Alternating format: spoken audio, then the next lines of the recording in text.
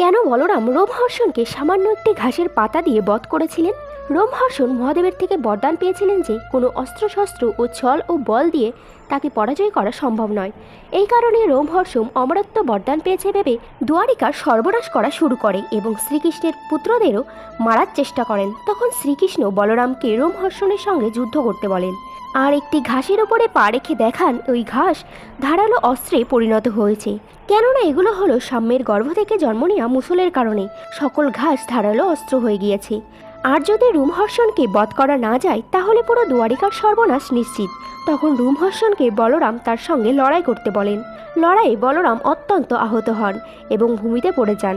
বলরামের অবস্থা দেখে সকলে কান্নায় ভেঙে পড়েন। রোমহর্ষণ তার বিজয়ে অত্যন্ত প্রসন্ন হয় এবং শ্রীকৃষ্ণকে উপহাস করতে থাকেন। তখন শ্রীকৃষ্ণ বলরামকে উঠানোর জন্য চেষ্টা করেন। তখন বলরাম সেই ঘাস দেখতে পান আর বুঝতে পারেন শ্রীকৃষ্ণ কেন